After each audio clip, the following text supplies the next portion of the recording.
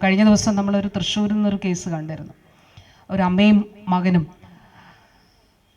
മകനുമൊത്ത് railway ട്രാക്കിലേക്ക് അമ്മ നടന്നു പോകുന്ന സാഹചര്യത്തിൽ ഞാൻ കഴിഞ്ഞ ദിവസവും അത് പറഞ്ഞിരുന്നു. അതായത് അങ്ങനെ ആ മകൻ പറഞ്ഞു എന്ന് എനിക്ക് അറിഞ്ഞൂടാ, പക്ഷേ പറഞ്ഞിട്ടുണ്ടാകാം, എന്നെ കൊല്ലരുതേ അമ്മ, എനിക്ക് ജീവിക്കണം എന്ന് ആ മകൻ, 10 വയസ്സുള്ള മകൻ പറയുന്ന സാഹചര്യമുണ്ടായി. തീർച്ചയായിട്ടും നമുക്ക് അങ്ങനെയുള്ള സാഹചര്യത്തിൽ ഉൾപ്പെടെ അങ്ങനെയുള്ള എല്ലാ സാഹചര്യങ്ങളിലും വൺ സ്റ്റോപ്പ് സെൻറ്ററുകൾ അഭയമായിട്ടുണ്ട്. ഒരു 24 മണിക്കൂറോ 20 ദിവസമോ അല്ല, ഒരു ഒപ്പം നിന്നുകൊണ്ട് ജീവിതത്തിലേക്ക് തിരിച്ചു വരുന്നതിന് വേണ്ടിയിട്ടുള്ള എല്ലാവിധമായിട്ടുള്ള പിന്തുണയും സർക്കാർ നൽകുന്നതാണ്. ആ കുഞ്ഞിന് നമ്മൾ സ്പോൺസർഷിപ്പ് പ്ലാൻ ചെയ്തിട്ടുണ്ട്.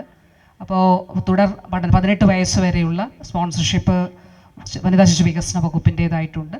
പിന്നെ അമ്മയെ കോൺടാക്റ്റ് ചെയ്തപ്പോൾ അത്തരത്തിലുള്ളൊരു താമസ ക്രമീകരണം ആവശ്യമില്ല എന്നുള്ളതാണ് പറഞ്ഞത്.